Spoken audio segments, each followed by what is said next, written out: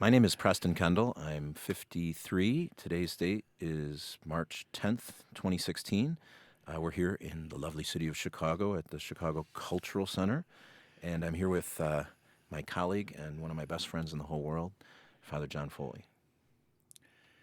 My name is John Foley. I am 80 years old. Today is March 10th, 2016, and we are at the Chicago Cultural Center here on Michigan Avenue in Chicago. And I'm here with my good friend and one of the most creative people I know, Preston Kendall. So we're here. John and I want to talk about the Cristo Rey movement. And the Cristo Rey movement is a group of high schools that serve low-income urban youth and use an innovative corporate work study program. And we think it's a great story, a compelling story, but it's a story that has a beginning long before the first school that started 20 years ago. And I think the best place to start is with you, John, and your story.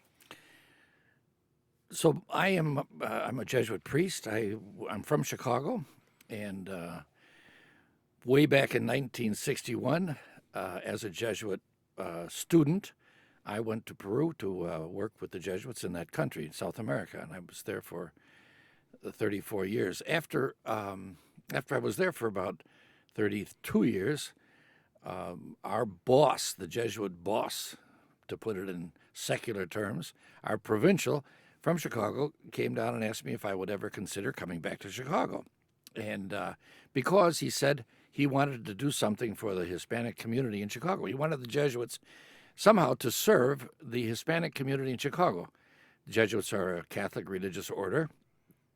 The Hispanics are traditionally and culturally extremely Catholic. And so he thought that we had a debt to pay with them, and we should get interested in how we could promote them and how we could serve them better. So after all these years in Peru, where I was happy as a clam, and I considered myself more Peruvian than North American, I said, well, if that's what the Jesuits want me to do, as expressed through the provincial, I hope I'm a team player enough to do it. So I came back, and it was decided. The provincial said, we want to do whatever the people want. We want to do something in education, and whatever the people decide in the neighborhood, the Pilsen neighborhood in Chicago, on the southwest side of Chicago, we're going to ask them what their greatest educational need is. And so the conclusion to that survey of the whole neighborhood was that they wanted a college prep secondary school. So that's what we decided to do, and that's how the whole Cristo Rey movement began. So it was decided that we would begin a high school, and we were going to name it Cristo Rey, which is Spanish for Christ the King, and that whole concept is very strong in Ignatian tradition, it's Jesuit tradition. So we began to think how we would put together this new college prep school in a place where there weren't a whole lot of resources to fund it. So that's a huge part of this story, because how are we gonna maintain a private school in a place where resources are scarce? And one day the provincial said, I hope there were three of us that were forming the school, three Jesuit priests. And he said, I hope you have thought about how you're going to fund this thing. And, well, we had not. So, but we did have the vision, or the good idea we did know a person who lives here in Chicago, and he is a very extremely creative, out-of-the-box thinker. We asked him for some ideas on how to fund a school in a place where people don't have the money to pay for it. Wouldn't everybody love to have an answer to that question? And he said, well, what if, he thought about it for a couple of weeks, and he came back and said, what if every student had a job? And Preston, I want to go back to you now, because that's exactly when you came on board. We decided, we went out and sold the idea. We actually didn't sell it really. We asked people what they thought about the idea of a Jesuit high school in Chicago that would pay for itself by having the students work. And there was no more defined than that. So that's when that's when Preston came on board. And I'm going to let you tell that story, Preston, because it's one of my favorites. Okay, John.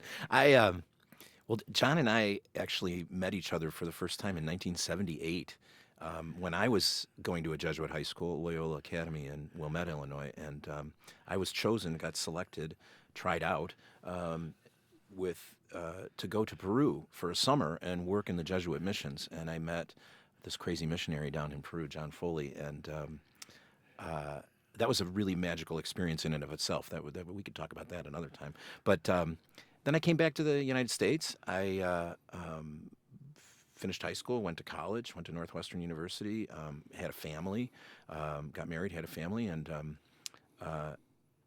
was in business school. And I had been working in business for, 9 years or so. And I was looking for a change. I was really looking for a change. And I had been interviewing at other insurance companies and financial service places, and was kind of frustrated that there wasn't something more. And I remember going home to my wife, Ginny, and saying, maybe this is an opportunity for me to do something completely different. And she said, well, you always were interested in being a teacher. Maybe you should be a teacher. And I said, that's kind of interesting. And we've been talking about it for a while. I got the information on what it would be, what I'd have to do to get certified to be a teacher in Illinois. And I said, I'm going to have to throw away all my business background and start over again. And I'm not kidding. The next day, the Sun-Times ran an article that the Jesuits were going to open a high school in Pilsen, the Pilsen neighborhood of Chicago.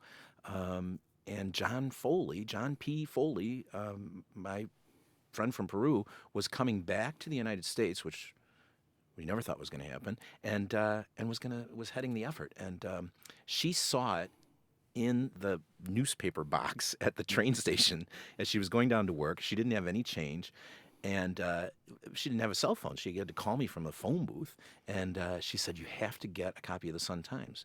And so I read that article, and I wrote John Foley a letter. And I said, John, I hope you'll remember me. I hear you're opening this school. Here's my background. I'm in business and things like that. And if I can help you in any way, I'll do anything. He says, Preston said he hoped I remembered him, which of course made me laugh. I hadn't seen him for 20 years, but I have vividly remembered him because he impressed me so much when he was a rising junior in high school way back when, and when he was at work in Peru, when he came down to Peru for a summer experience. So that's how I remember getting Preston's letter in the mail, and I called him with the letter in my hand, and I said, Preston, after 20 years now, Preston, I have your letter in my hand. Does that give you any idea of how excited I am to hear from you? So go ahead, Preston. And then you said, of course I remember you. When can you come see me? And I took the day off of work feels like it was the next day. And I went down to Pilsen, and John and I walked around the streets in Pilsen where he was living. And he said, we're going to open this school, and we have this idea that the way we're going to fund it is that every student would work, but we need a business person to figure that out. And I remember going home that night and saying to my wife, I said, I think if I don't try this, I'm going to kick myself the rest of my life. I have to try this. Wow. So Preston is the one. I always say that Preston is the one that took the idea, what if every student had a job, and made a program out of it. Gave it all the trimmings and the philosophical background. Should we give some background of how it works? Sure. Right? So the premise of the corporate work study program is that we took our students and we divided them up into job sharing teams, and a team of students fills a full-time equivalent position at a company, and then we go to the companies and we say, look, we'll give us a full-time job, and we'll fill it with a team of students, and we'll stand behind them and help supervise them and things like that. We say that you have to hire, entry-level clerical people for your offices anyway. Anyway, right. So don't hire people off the street. Hire us. Hire us, and then pay us a fee, and that fee will be used then to pay for the students' education. And so we're kind of a temporary agency. All the students are our employees, and then the businesses contract with us. And so it's not a donation; it's a business fee that they'd pay to hire somebody or to bring in a temp service. So we are their temp service, and it worked. I mean, go figure. Yeah, but that's really important, Preston, because we were kind of nuts. People thought we were losing it. People, happily not the Jesuit provincial. He actually believed in us, but we were proposing to do something really off the charts. Somebody said, first of all, we were opening a school in a section of the city of Chicago, downtown, the center city of Chicago. We were opening a school where all the other Catholic schools were moving out of. I mean, almost all of them, not literally all of them, but people were heading for the suburbs where people could afford to pay, of course. Then we were coming in and opening a school where people didn't. And as a matter of fact, it was worse than that, because we said we only want to hire kids who can't pay for it. We, with the onslaught of the years, we came up with a clever little saying that if you can afford to come here, then you can't come. So we are an exclusive school. We are only for kids for whom there would not be any other chance to go to a private college prep Catholic high school. So that's the first strike against us. That how are we going to keep the doors open economically? Catholic schools were closing all over the country. And we were opening. We were, and we still are opening. People were moving out of the center city, and we were moving into the center city. A Jesuit had a very clever saying, because he said publicly, he referred to what he called a Cristo Rey moment, and he said it was flying in the face of logic. Frankly, it's a phrase that I'm really proud of. Yeah. That I mean, flying in the face of light. It shouldn't have worked. It shouldn't have worked, and yet it did. As Preston said, it worked. Yeah. That's what made us think. That's what made us think that maybe we could even have more schools around the country, which of course later on we did. But anyway, we were trying to do something that was really off the charts. I remember once here we were trying to promote this school, trying to get students to sign up for our first year of freshman year in high school. Actually, it wasn't freshman year. That's another whole story. But we were signing up. We began with sophomore and junior year, for another whole reason that isn't important at the moment. But we were selling this idea all over Chicago, and I remember once I was being interviewed on radio, and a rather snarky. I hope he's not listening. A rather snarky journalist or an interviewer said to me, turned to me as if to say, "Father Foley, were you born yesterday?" He didn't say that, but he said, "Father Foley, what chance do you think this has of succeeding?" And I looked at him and I said, "Well, about 110%. So actually, it did work. And actually, there's a phrase that some of the kids brought up. I'm going to let Preston tell that part of it. The phrase, yeah, absolutely. So one of the stories of in our first year of starting the school, we had a lot of kids.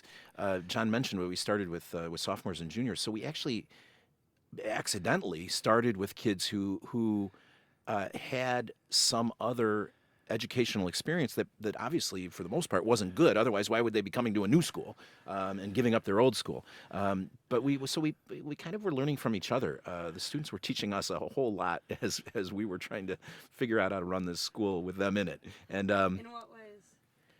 Oh my gosh! In what ways did we learn from the students? I think. I mean, just kind of their whole reality, living. Asking them what you learned today, and if so they could tell us what they learned. They could tell us what they didn't learn, and they challenged us a lot. Why do I need to learn this? Why do I need to learn algebra? What good is this going to do me? And we had a lot of conversations about their future, and a lot of our kids didn't think they had much of a future.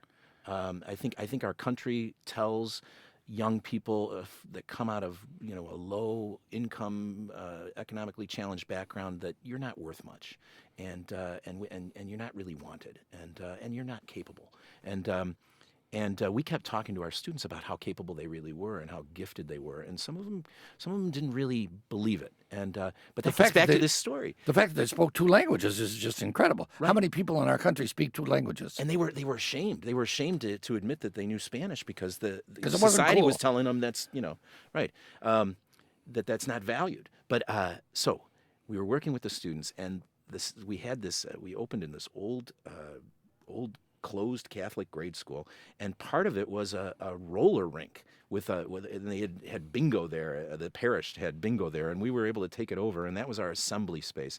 And it had this big wall in the back it was just a plain brick wall, and some students came and had approached a teacher and came to us and said, we want to paint a mural on the back wall. Can we do that? And we knew we were going to build a new school, and that was eventually going to get torn down. And we said, well, yeah, why not? I mean, we were a little apprehensive to give them kind of carte blanche without editorial rights. And this is an example of how we learn from the kids. How we learn from the kids. So what happens? We had this one kid, and I wish I could remember his name.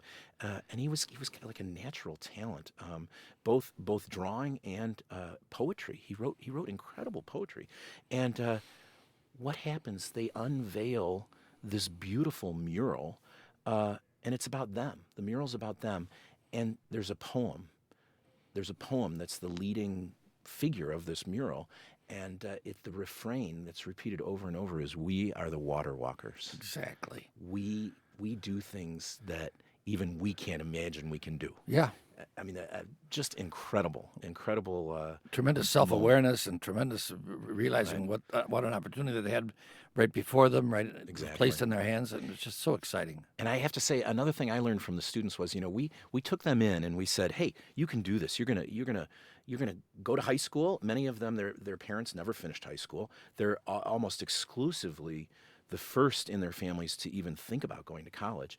And here we are taking them in saying, you're going to go to college, you're going to complete high school, you're going to go to college. Oh, and by the way, we're going to send you into all of these corporations, and you're going to work in these offices, these big gleaming towers in Chicago, and you belong there, and you're going to fit there. And one of the things I learned was I felt like, I have to convince them. But what I realized was kind of what an impossible thing that was to say to them. That like, who am I to say, yeah, you're going to do this and you can do that?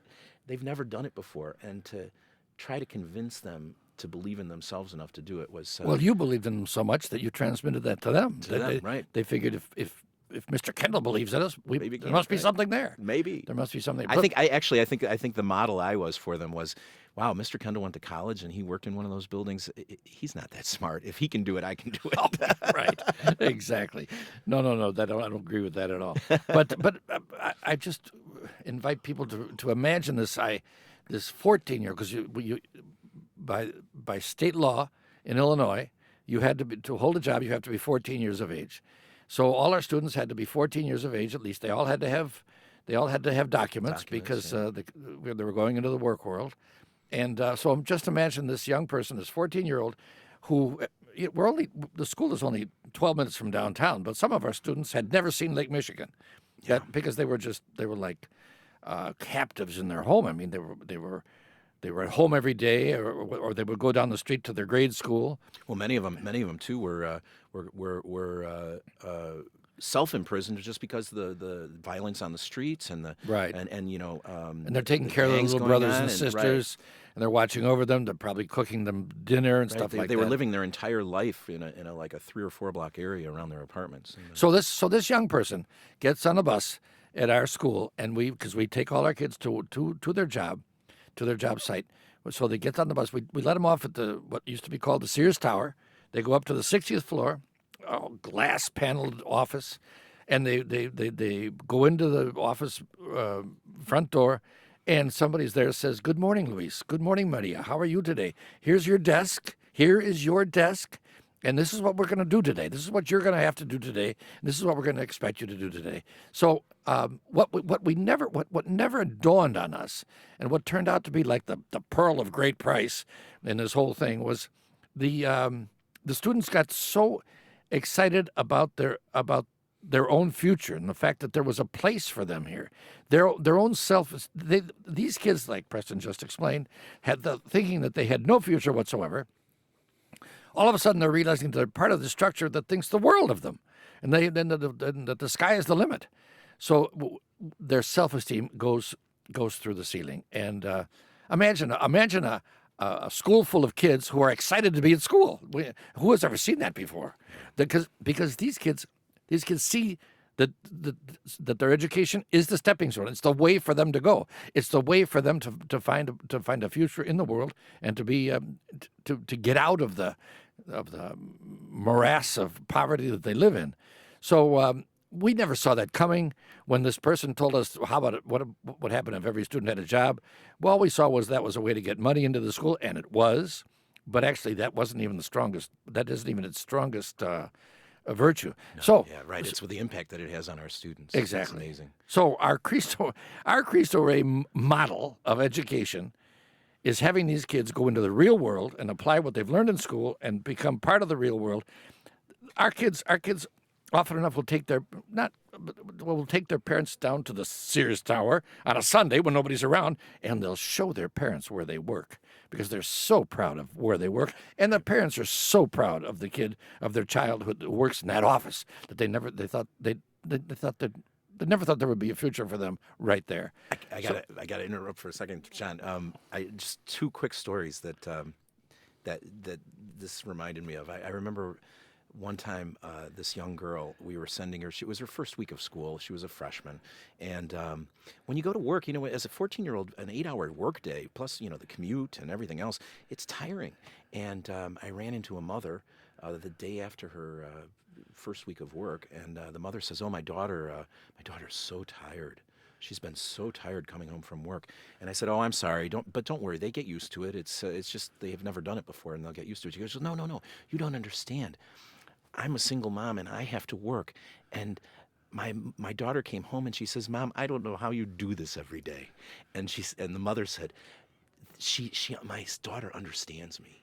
Yeah, And it was beautiful. Right. And well, anyway, I love it. I remember asking a young man too. He worked at a law firm, and I said, "Hey, I bet you're pretty proud you work at a law firm." And he said, "Oh, Mr. Kendall, I'm pretty proud, but I think my parents are prouder." Oh, I love it. I love it. Once, anecdotes are innumerable, but Right. there was another case of a young man who was at our school, and there was a visitor to the school, and this young man was showing him around. Now, educators, cover your ears because you don't want to hear this, what I'm going to say. So this person who was being led around the school and introduced to the school said to the student, he said, "Now tell me, what's the difference between going to work and studying at the school?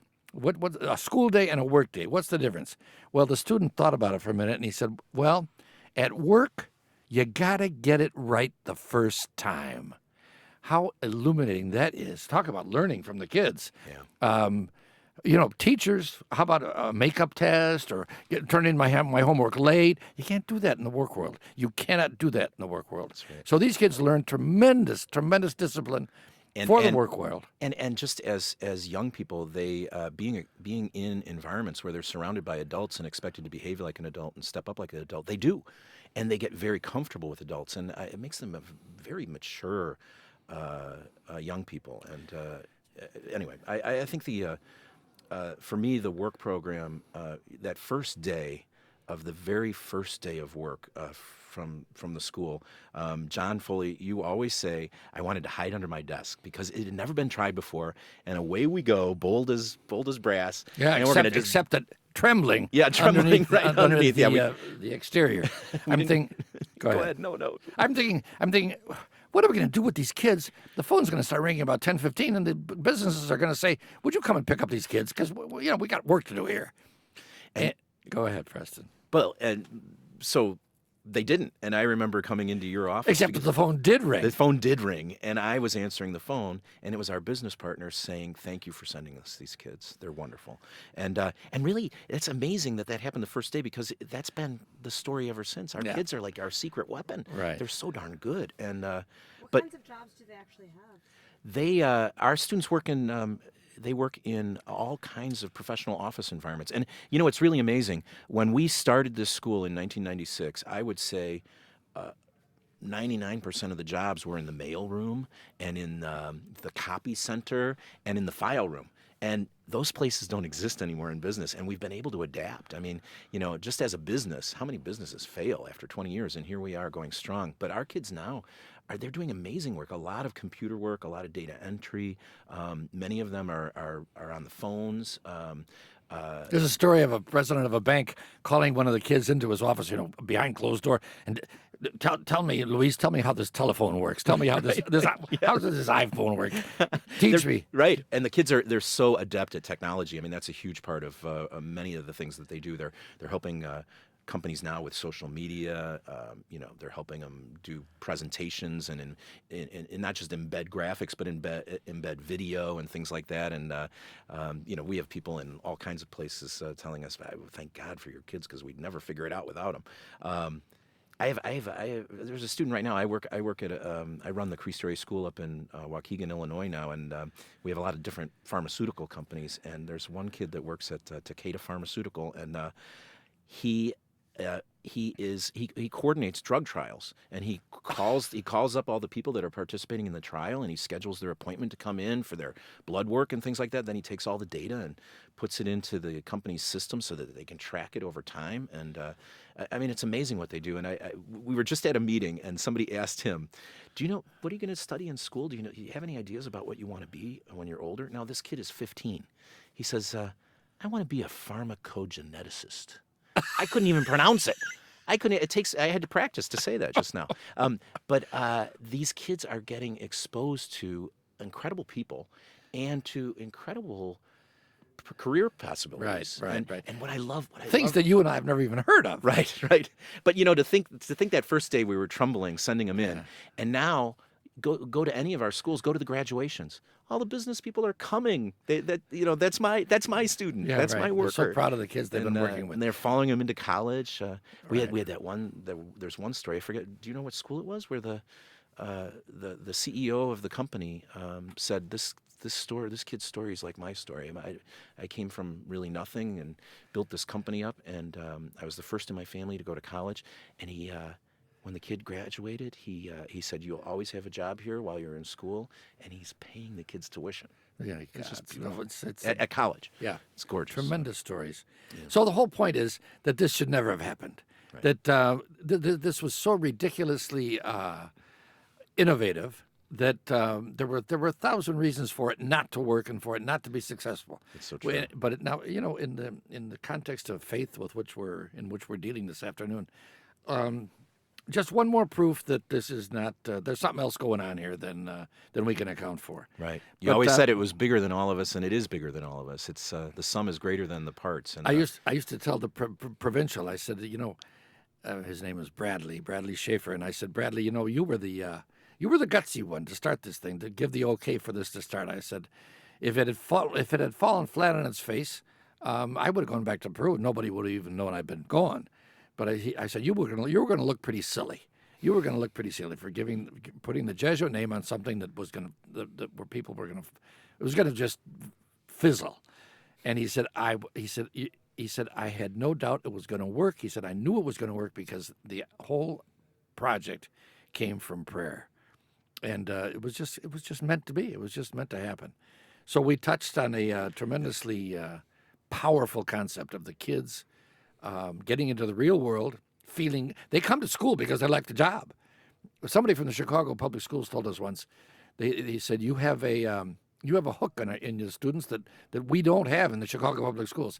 He said if a student does poorly in the Chicago Public School, well, they drop out. If they do poorly in a Cristo Rey school, they keep coming back because they love the idea of going to the job. Yeah. They love the idea of working. Yeah, So I want to tell you. That the Gates Foundation heard about us early on and gave us a hefty shot in the arm to replicate our model. That's it. Our original intent was to open one school, and after a couple of years, we looked at each other and said, "This is working better than we ever thought." Yeah. So let's open some more. Exactly. Now we've been open. The original school opened 20 years ago. And right now there are 30 schools up and running throughout the country. But so the Gates people got on early, helped us to replicate early on, and they are such professionals. They are so good at what they do. They're so good at counseling and helping and encouraging and. So forcing us to keep data and make database decisions and But anyway, Go ahead. No, you're right. They also they're tough. They're tough negotiators. But So one day we were told we got a telephone call from the Gates Foundation, and the message was that somebody from the Gates Foundation was coming to see us on such and such a day, and that was all they were going to tell us. And so the day before that day came, we got a call from the Gates Foundation. They said the person who's coming to see you is Melinda Gates, and she wants to visit the school. She doesn't want to talk to the adults. She wants to talk to the students. That's all she wants to talk to. And they said at the end of her 2-hour visit, she'll talk to the adults at the school. But until then, we don't even want to. She's not coming to see you. She's coming to see the kids, because that's what it's about. It's about the kids. So she came. She sat down in the lunchroom and talked with the kids. There were a couple of turns of lunch crews, lunch groups there while she was there, and she ate and talked to them as they were there. And as she was leaving, she turned to us and said, "This is magical." And so that was certainly a huge shot in the arm for us, and we loved it. But great people. Yeah, I think we really have tapped into something. You brought up that this started. Bradley said this came out of prayer, and I think for me that this has been a faith journey. This has been something that is constantly humbling, constantly.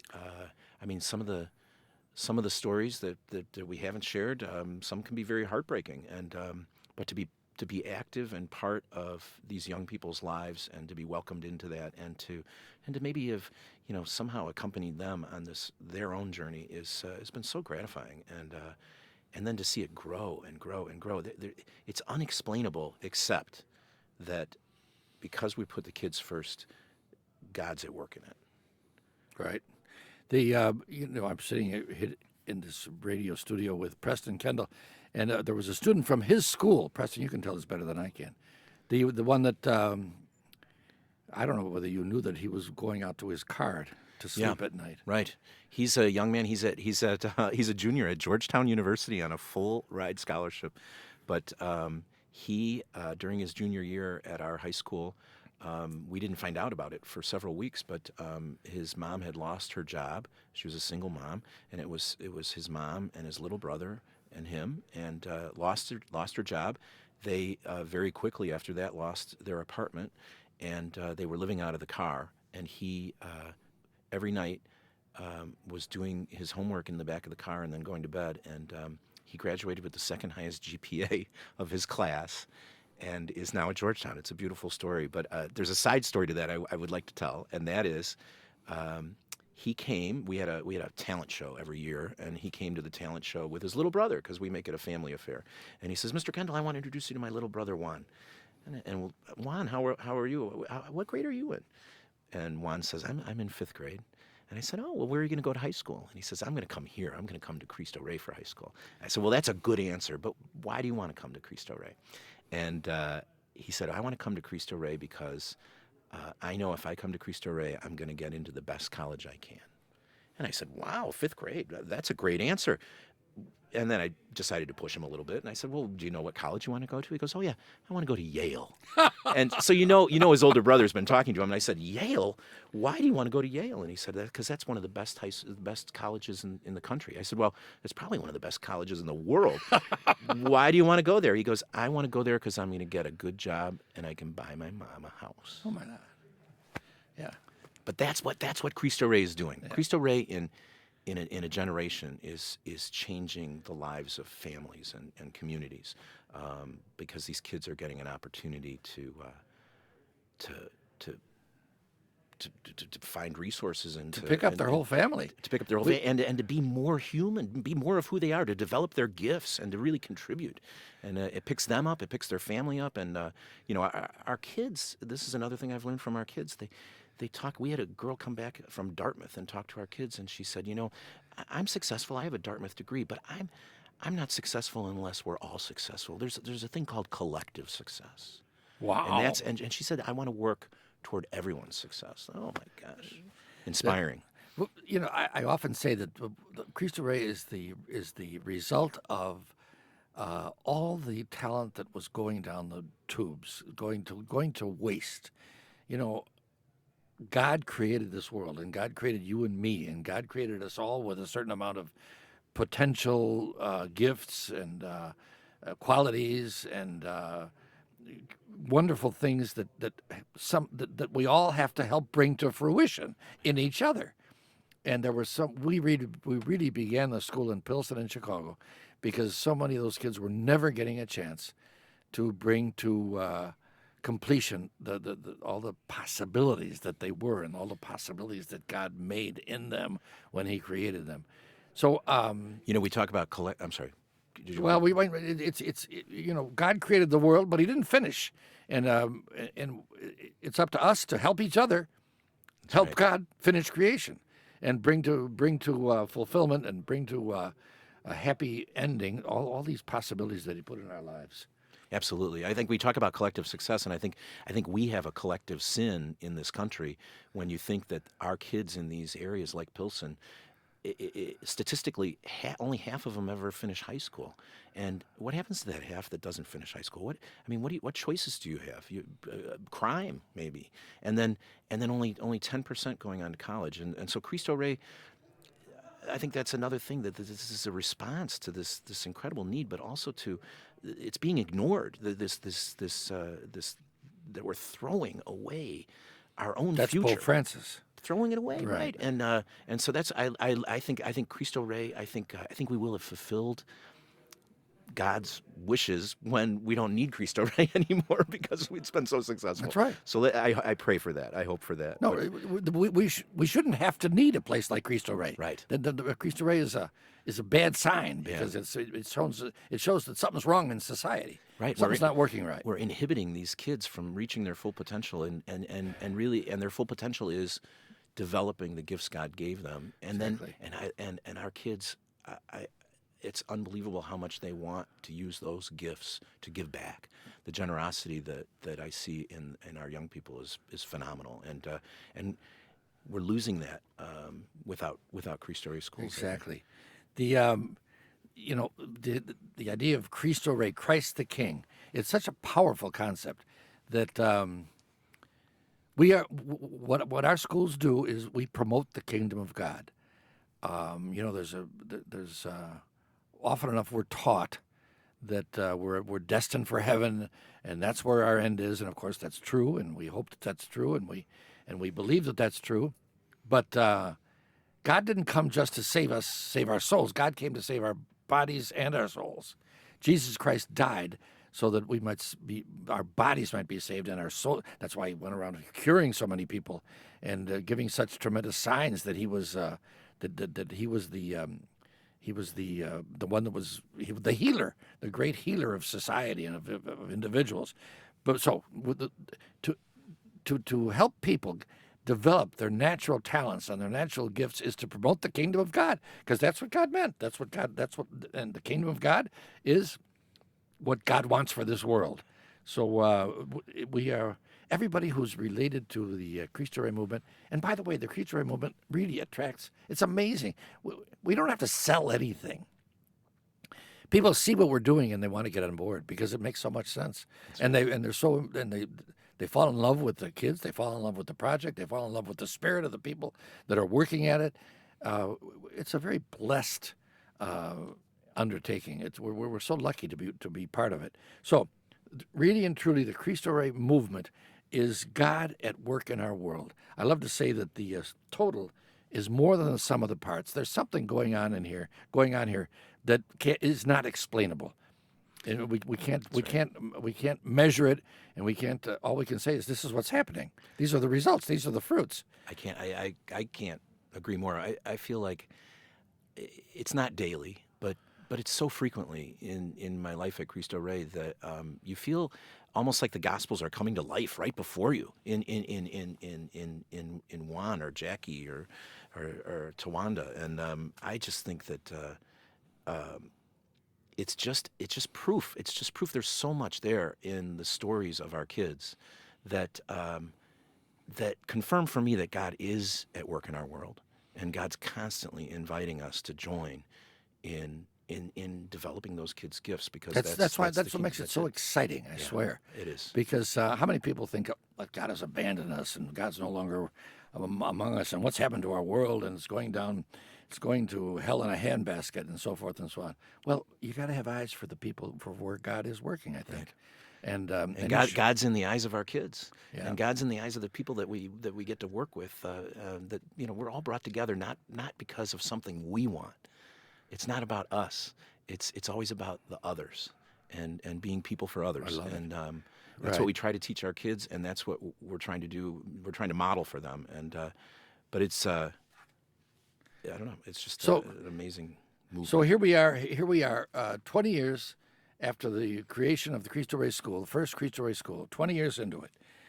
We've gone from one school to, right now, there are 30 Cristo Rey schools throughout the country.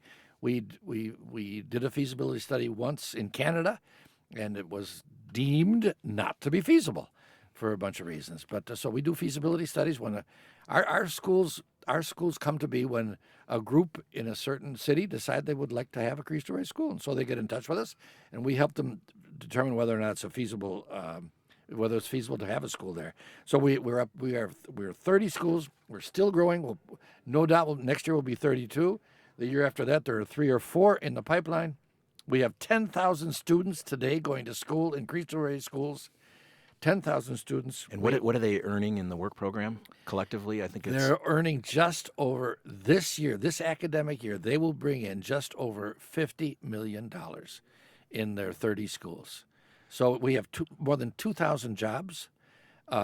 Each school gets its own jobs, and so I'm telling you, if you don't believe God is not actively at work in our world, just look at Cristo Rey. one of our schools, the 72% of the operating costs is paid by the job.